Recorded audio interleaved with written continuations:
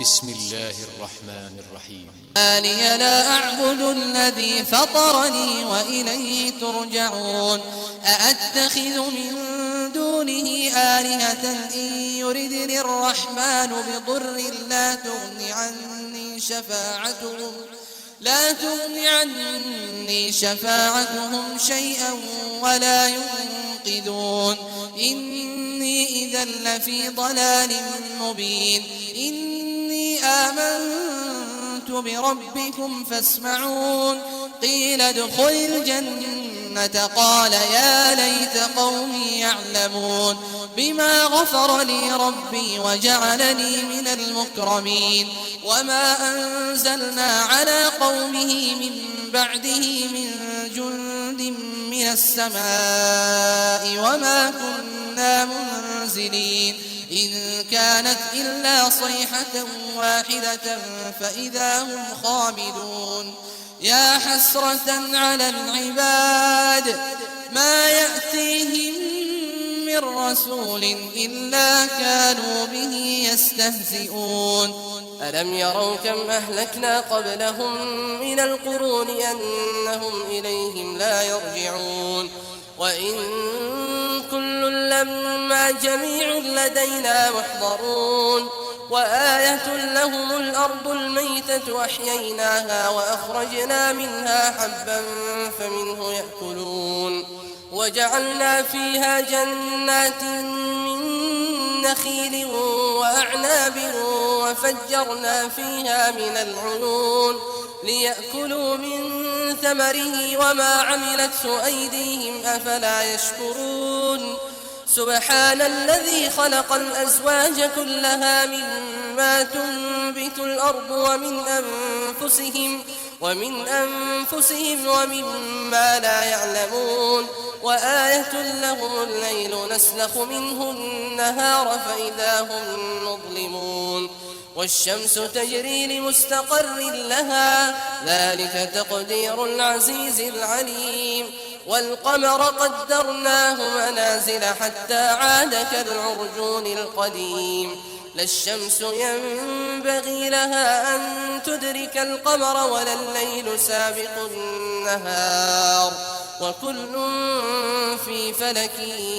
يسبحون. وآية لهم أنا حملنا ذريتهم في الفلك المشحون وخلقنا لهم من مثله ما يركبون. وإن نشأ نغرقهم فلا صريخ لهم ولا هم ينقذون إلا رحمة منا ومتاعا إلى حين. وإذا قيل لهم اتقوا ما بين أيديكم وما خلفكم لعلكم ترحمون. وما تأتيهم من آية من آيات ربهم إلا كانوا عنها معرضين. وإذا قيل لهم أنفقوا مما رزقكم الله قال الذين كفروا للذين آمنوا أنطعم من لو يشاء الله أطعمه إن أنتم إلا في ضلال مبين. ويقولون متى هذا الوعد إن كنتم صادقين. ما ينظرون إلا صيحة واحدة تأخذهم وهم يخصمون فلا يستطيعون توصية ولا إلى أهلهم يرجعون. ونفخ في الصور فإذا هم من الأجداث إلى ربهم ينسلون. قالوا يا ويلنا من بعثنا من مرقدنا هذا ما وعد الرحمن وصدق المرسلون. إن كانت إلا صيحة واحدة فإذا هم جميع لدينا محضرون. فاليوم لا تظلم نفس شيئا ولا تجزون إلا ما كنتم تعملون. إن أصحاب الجنة اليوم في شغل فاكهون هم وأزواجهم في ظلال على الأرائك متكئون لهم فيها فاكهة ولهم ما يدعون سلام قولا من رب رحيم وامتازوا اليوم أيها المجرمون ألم أعهد إليكم يا بني آدم ألا تعبدوا الشيطان إنه لكم عدو مبين وأن اعبدوني هذا صراط مستقيم ولقد أضل منكم جبلا كثيرا أفلم تكونوا تعقلون هذه جهنم التي كنتم توعدون اصلوها اليوم بما كنتم تكفرون اليوم نختم على أفواههم وتكلمنا أيديهم وتشهد أرجلهم بما كانوا يكسبون ولو نشاء لطمسنا على أعينهم فاستبقوا الصراط فأنى يبصرون ولو نشاء لمسخناهم على مكانتهم فما استطاعوا مضيا ولا يرجعون ومن نعمره ننكسه في الخلق أفلا يعقلون وما علمناه الشعر وما ينبغي له إن هو إلا ذكر وقرآن مبين لينذر من كان حيا ويحق القول على الكافرين أولم يروا أنا خلقنا لهم مما عملت أيدينا أنعاما فهم لها مالكون وذللناها لهم فمنها ركوبهم ومنها يأكلون ولهم فيها منافع ومشارب أفلا يشكرون واتخذوا من دون الله آلهة لعلهم ينصرون لا يستطيعون نصرهم وهم لهم جند محضرون فلا يحزنك قولهم إنا نعلم ما يسرون وما يعلنون أولم ير الإنسان أنا خلقناه من نطفة فإذا هو خصيم مبين وضرب لنا مثلا ونسي خلقه قال من يحيي العظام وهي رميم قل يحييها الذي أنشأها أول مرة وهو بكل خلق عليم الذي جعل لكم من الشجر الأخضر نارا فإذا أنتم منه توقدون أوليس الذي خلق السماوات والأرض بقادر على أن يخلق مثلهم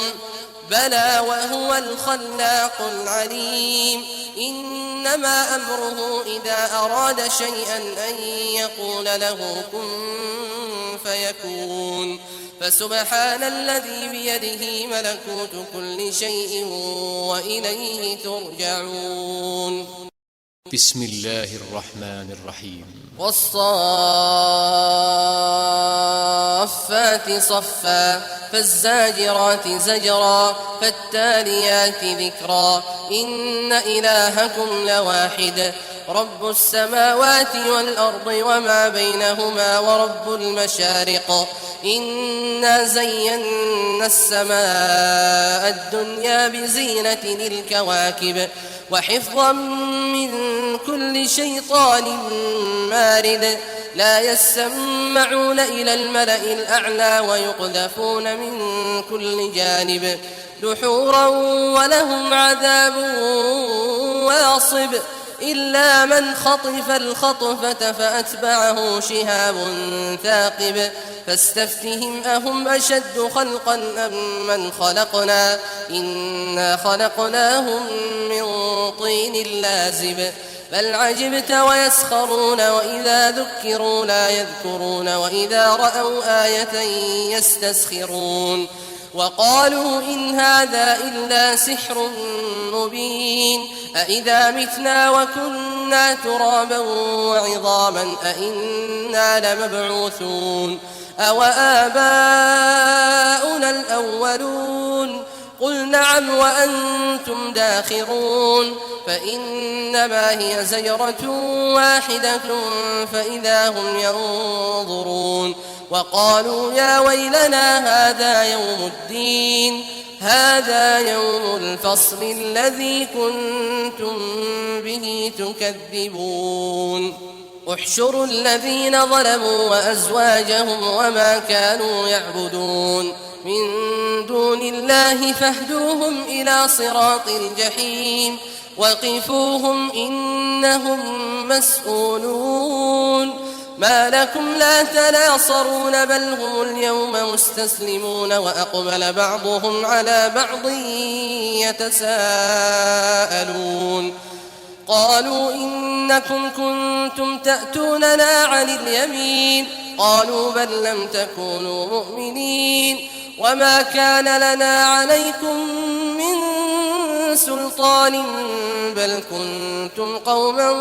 طاغين فحق علينا قول ربنا إنا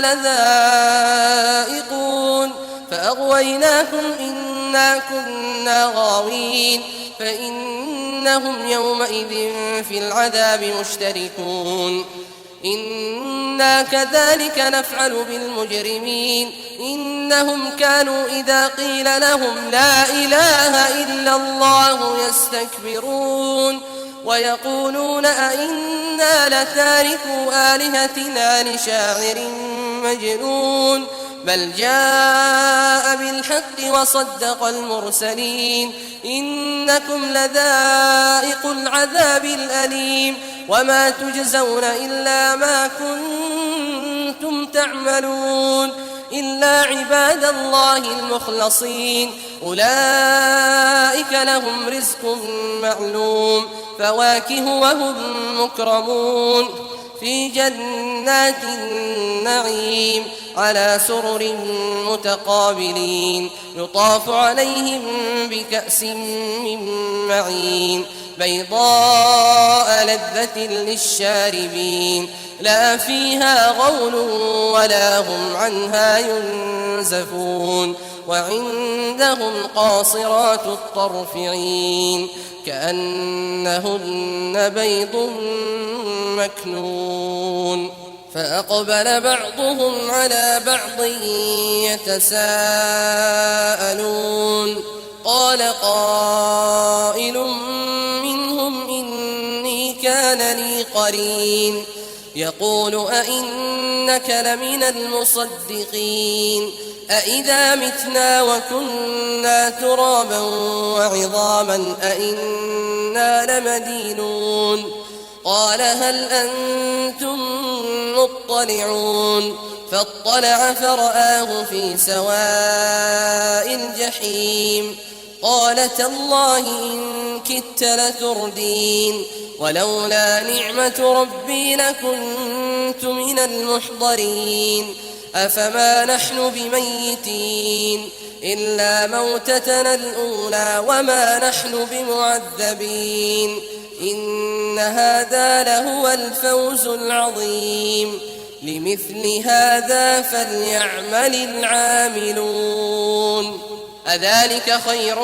نزلا أم شجرة الزقوم إنا جعلناها فتنة للظالمين إنها شجرة تخرج في أصل الجحيم طلعها كأنه رؤوس الشياطين فإنهم لآكلون منها فمالئون منها البطون ثم إن لهم عليها لشوبا من حميم ثم إن مرجعهم لإلى الجحيم إنهم ألفوا آباءهم ضالين فهم على آثارهم يهرعون ولقد ضل قبلهم أكثر الأولين ولقد أرسلنا فيهم منذرين فانظر كيف كان عاقبة المنذرين إلا عباد الله المخلصين ولقد نادانا نوح فلنعم المجيبون ونجيناه وأهله من الكرب العظيم وجعلنا ذريته هم الباقين وتركنا عليه في الآخرين سلام على نوح في العالمين إنا كذلك نجزي المحسنين إنه من عبادنا المؤمنين ثم أغرقنا الآخرين وإن من شيعته لإبراهيم إذ جاء ربه بقلب سليم إذ قال لأبيه وقومه ماذا تعبدون أئفكا آلهة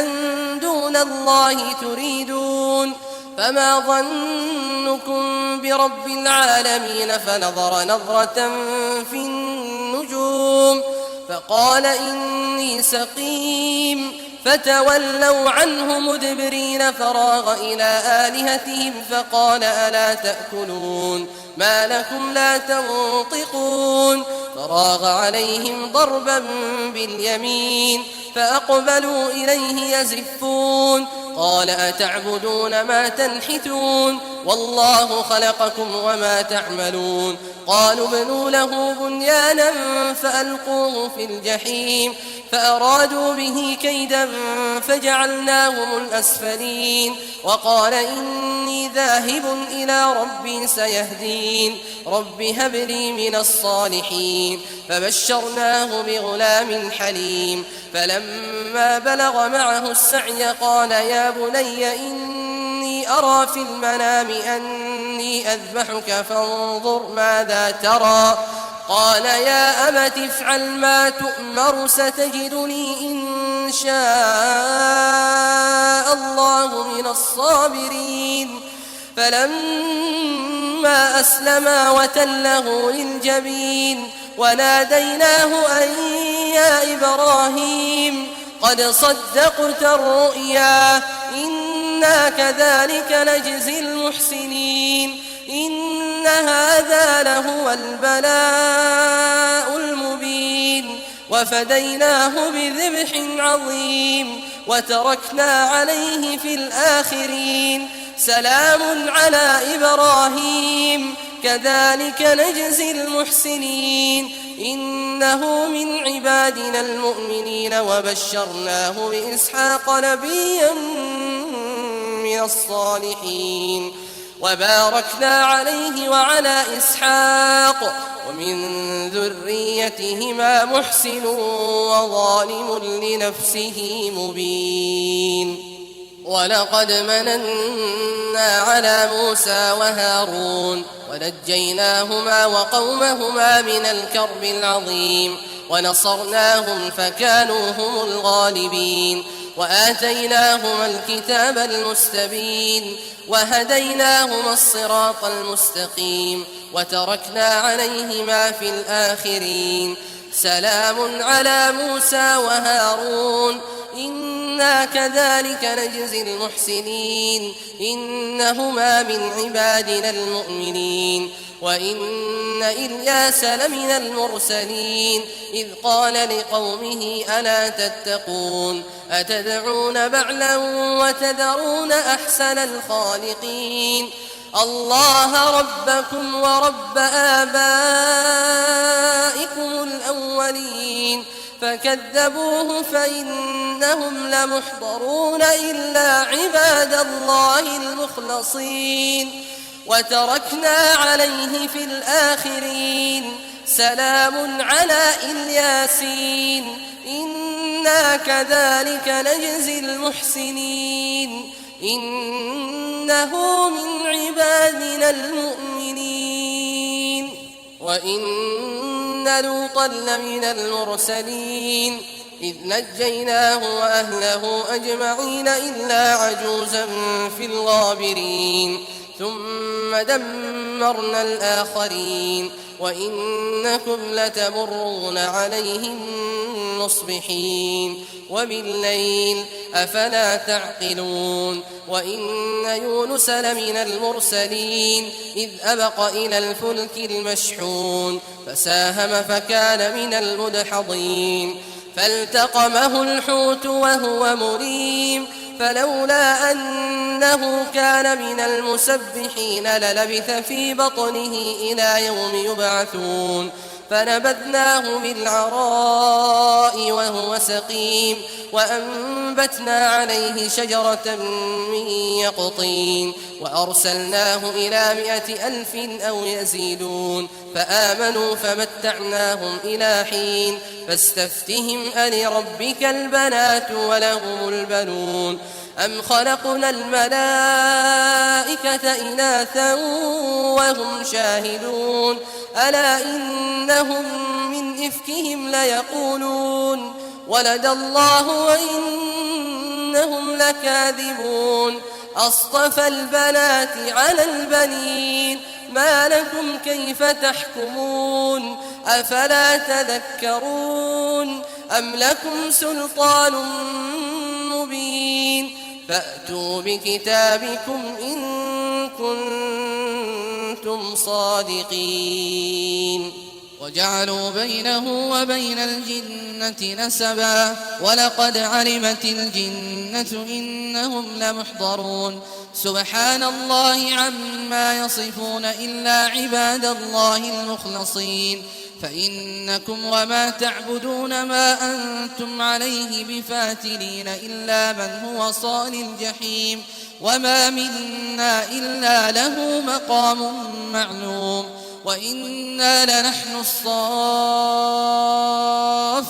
وإنا لنحن المسبحون وإن كانوا ليقولون لو أن عندنا ذكرا من الأولين لكنا عباد الله المخلصين فكفروا به فسوف يعلمون ولقد سبقت كلمتنا لعبادنا المرسلين إنهم لهم المنصورون وإن جندنا لهم الغالبون فتول عنهم حتى حين وأبصرهم فسوف يبصرون أفبعذابنا يستعجلون فإذا نزل بساحتهم فساء صباح المنذرين وتول عنهم حتى حين وأبصر فسوف يبصرون سبحان ربك رب العزة عما يصفون وسلام على المرسلين والحمد لله رب العالمين.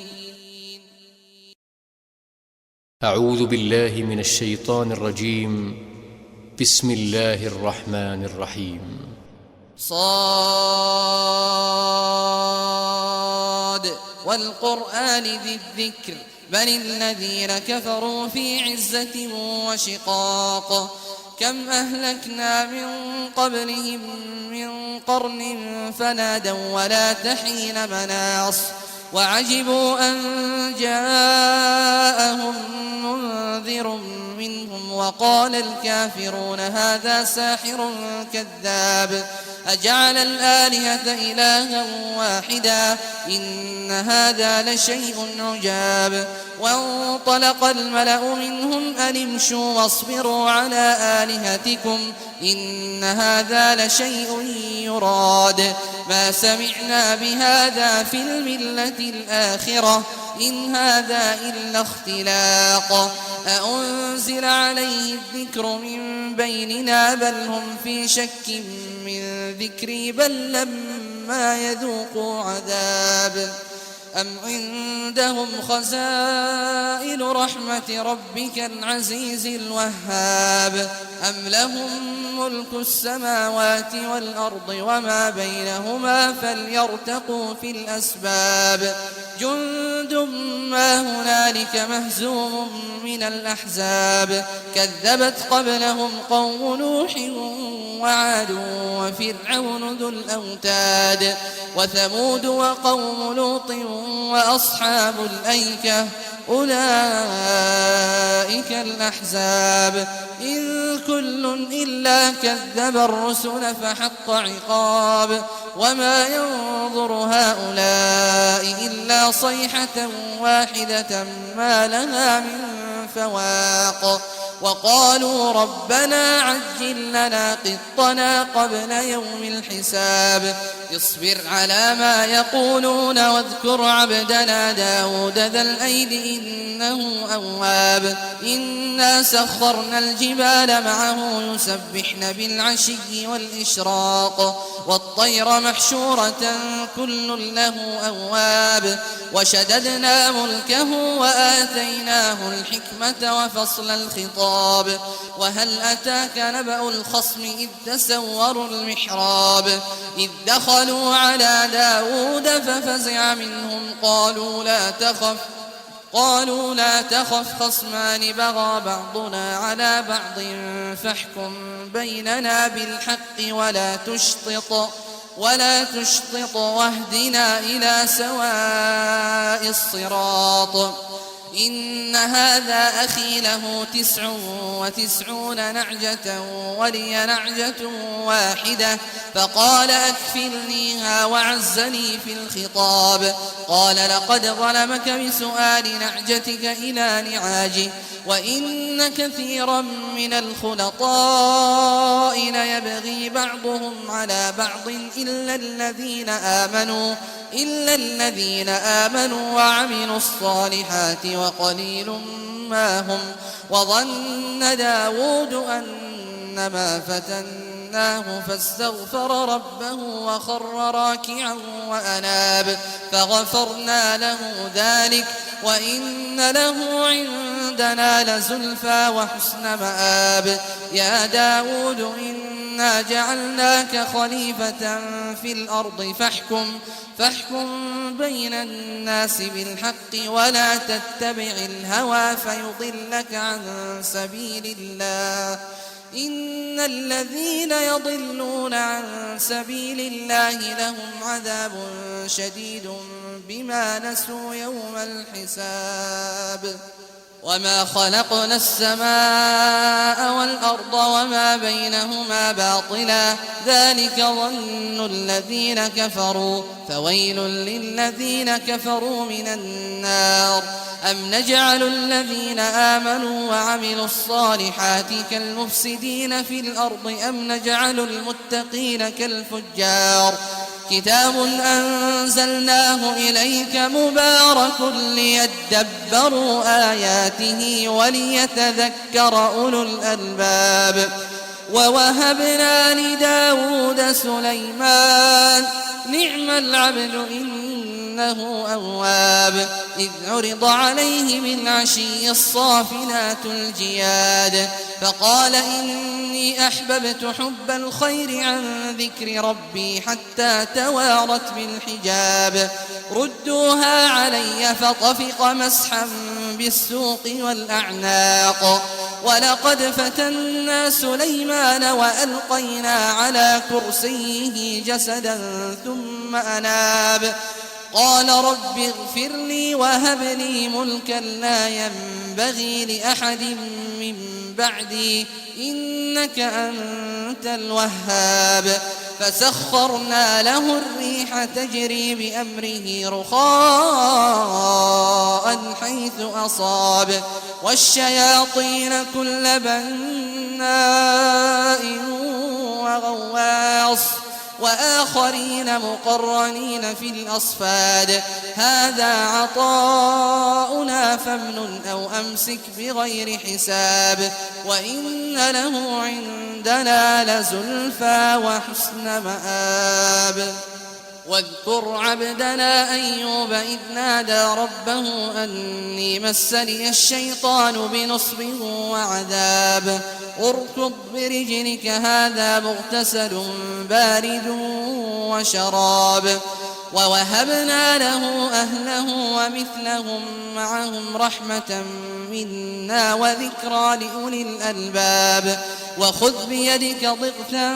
فاضرب به ولا تحنث إنا وجدناه صابرا نعم العبد إنه أواب واذكر عبادنا إبراهيم وإسحاق ويعقوب أولي الأيدي والأبصار إنا أخلصناهم بخالصة ذكر الدار وإنهم عندنا لمن المصطفين الأخيار واذكر إسماعيل واليسع وذا الكفل وكل من الأخيار هذا ذكر وإن للمتقين لحسن مآب جنات عدن مفتحة لهم الأبواب متكئين فيها يدعون فيها بفاكهة كثيرة وشراب وعندهم قاصرات الطرف أتراب هذا ما توعدون ليوم الحساب إن هذا لرزقنا ما له من نفاد هذا وإن للطاغين لشر مآب جهنم يصلونها فبئس المهاد هذا فليذوقوه حميم وغساق وآخر من شكله أزواج هذا فوج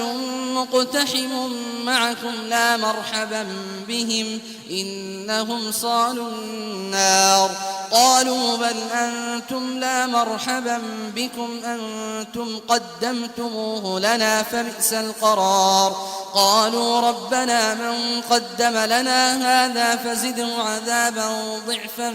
في النار وقالوا ما لنا لا نرى رجالا كنا نعدهم من الأشرار اتخذناهم سخريا أم زاغت عنهم الأبصار إن ذلك لحق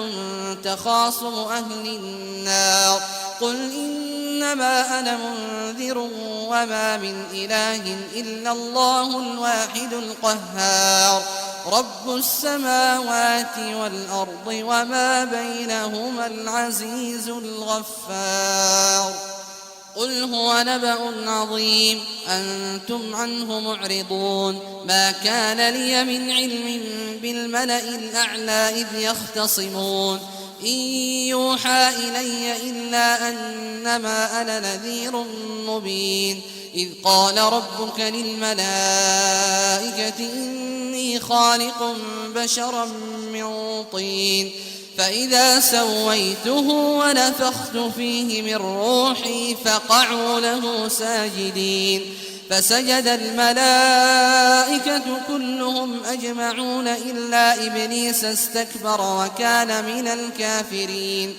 قال يا إبليس ما منعك أن تسجد لما خلقت بيدي أستكبرت أم كنت من العالين قال أنا خير منه خلقتني من نار وخلقته من طين قال فاخرج منها فإنك رجيم وإن عليك لعنتي إلى يوم الدين قال رب فأنظرني إلى يوم يبعثون قال فإنك من المنظرين إلى يوم الوقت المعلوم قال فبعزتك لأغوينهم أجمعين إلا عبادك منهم المخلصين قال فالحق والحق أقول لأملأن جهنم منك وممن تبعك منهم أجمعين قل ما أسألكم عليه من أجر وما أنا من المتكلفين إن هو إلا ذكر للعالمين ولتعلمن نبأه بعد حين بسم الله الرحمن الرحيم تنزيل الكتاب من الله العزيز الحكيم إنا أنزلنا إليك الكتاب بالحق فاعبد الله مخلصا له الدين ألا لله الدين الخالص والذين اتخذوا من دونه أولياء ما نعبدهم إلا ليقربونا إلى الله زلفى إن الله يحكم بينهم فيما هم فيه يختلفون إن الله لا يهدي من هو كاذب كفار لو أراد الله أن يتخذ ولدا لاصطفى مما يخلق ما يشاء سبحانه هو الله الواحد القهار خلق السماوات والأرض بالحق يكور الليل على النهار ويكور النهار على الليل وسخر الشمس والقمر كل يجري لأجل مسمى ألا هو العزيز الغفار خلقكم من نفس واحدة ثم جعل منها زوجها وأنزل لكم من الأنعام 8 أزواج يخلقكم في بطون أمهاتكم خلقا من بعد خلق في ظلمات 3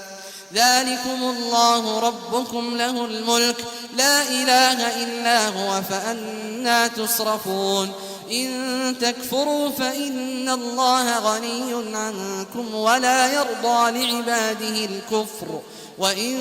تشكروا يرضه لكم ولا تزر وازرة وزر أخرى ثم إلى ربكم مرجعكم فينبئكم بما كنتم تعملون إنه عليم بذات الصدور وإذا مس الإنسان ضر دعا ربه منيبا إليه ثم إذا خوله نعمة منه نسي ما كان يدعو إليه من قبل وجعل لله أندادا ليضل عن سبيله قل تمتع بكفرك قليلا إنك من أصحاب النار أمن هو قانت آناء الليل ساجدا وقائما يحذر الآخرة ويرجو رحمة ربه قل هل يستوي الذين يعلمون والذين لا يعلمون إنما يتذكر أولو الألباب قل يا عبادي الذين آمنوا اتقوا ربكم للذين أحسنوا في هذه الدنيا حسنة وأرض الله واسعة إنما يوفى الصابرون أجرهم بغير حساب قل إني أمرت أن أعبد الله مخلصا له الدين وأمرت لأن أكون أول المسلمين قل إني أخاف إن عصيت ربي عذاب يوم عظيم قل الله أعبد مخلصا له ديني فاعبدوا ما شئتم من دونه قل إن الخاسرين الذين خسروا أنفسهم وأهليهم يوم القيامة ألا ذلك هو الخسران المبين لهم من فوقهم ظلل من النار ومن تحتهم ظلل ذلك يخوف الله به عباده يا عباد فاتقون والذين اجتنبوا الطاغوت أن يعبدوها وأنابوا إلى الله لهم البشرى فبشر عباد الذين يستمعون القول فيتبعون أحسنه أولئك الذين هداهم الله وأولئك هم أولو الألباب أفمن حق عليه كلمة العذاب أفأنت تنقذ من في النار لكن الذين اتقوا ربهم لهم غرف من فوقها غرف مبنية تجري من تحتها الأنهار وعد الله لا يخلف الله الميعاد ألم تر أن الله أنزل من السماء ماء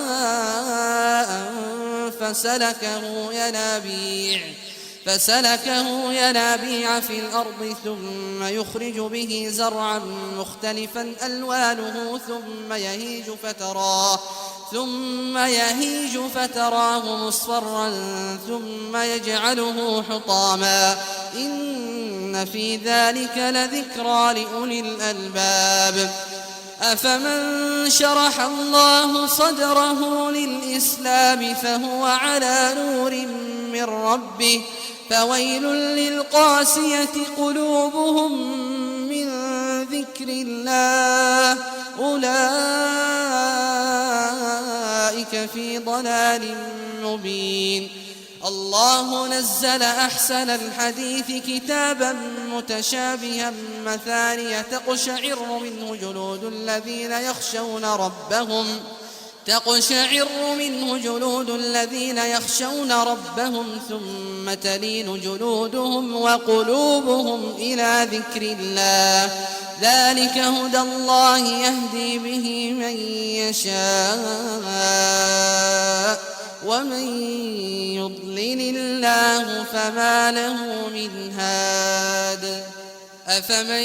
يتقي بوجهه سوء العذاب يوم القيامة وقيل للظالمين ذوقوا ما كنتم تكسبون كذب الذين من قبلهم فأتاهم العذاب من حيث لا يشعرون